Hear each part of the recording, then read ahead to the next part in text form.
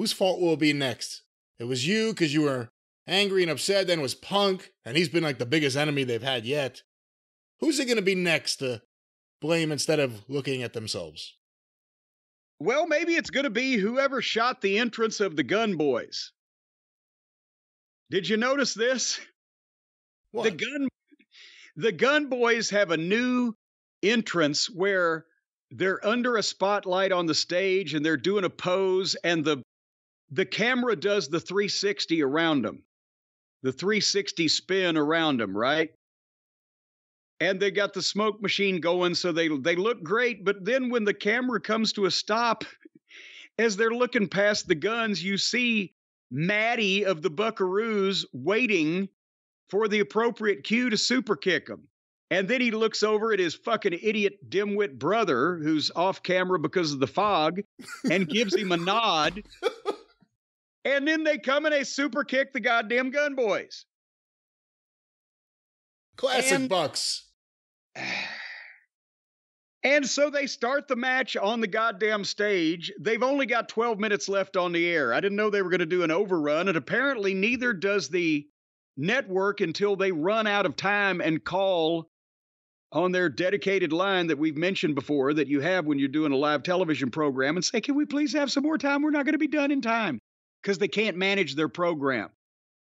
Have you noticed that when you DVR NXT or when Raw has an overrun, you get everything because it's scheduled? But on this, no, it's just they can't manage their time. And they had 12 minutes left on the air. They could have had a nice tag team match with the Buckaroos and the Gun Boys. But it's not, the Maddie and Nikki want to make sure they get to do all their stuff. So they not only had to jump start it on the stage and then dive off the stage and fight in the arena before the match started. But then, once the corpse referee rang the bell, they immediately go into a four-way. No tags. The referee standing there dumbfounded. The Buckaroos doing the same flippy shit that they do in every single match you ever see them in. And so at that point, I said, well, I'm going to skip to the finish. I didn't know there was an overrun. So as I'm skipping to the finish, I get to fucking 1 minute left, and I'm thinking, shit, I better slow this down. And the Buckaroos had just won their match, but my DVR froze up, and I would have had to zip all the way back through the show, and I didn't care that much. I said, okay, the Buckaroos won. And then you tell me, oh no, there's an afterbirth. So I had to watch on YouTube the closing minutes of this fucking fiasco. After the Buckaroos win, the fucking bad guys jump them, and they get more heat after. Until this time, the baby faces that come to save, like we've seen 5 times on this program in the last 2 hours. This time it's FTR. They play their music, and FTR comes down and runs off the Gun Boys and Gin and Juice. And then, Brian, you'll never guess what they did. It was revolutionary. It was something that's going to sell 20,000 more tickets to Wembley Stadium. As the Buckaroos were standing there watching the heels run up the hill, FTR was behind them, teasing like when they turned around, they were going to hit one of them with their finish.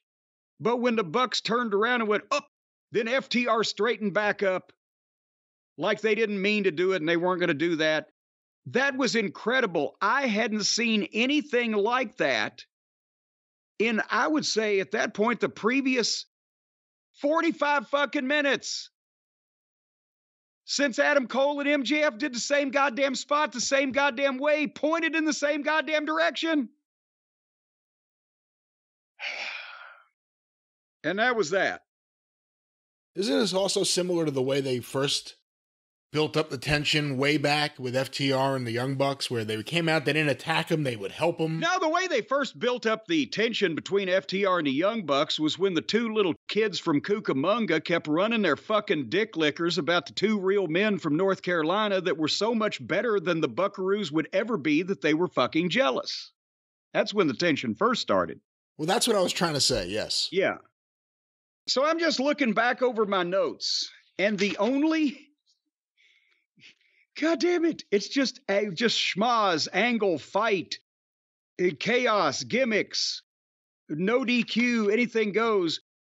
The actual just one-on-one wrestling matches on this program were Britt Baker versus the Bunny and the company mascot against his friend Wheeler Useless, and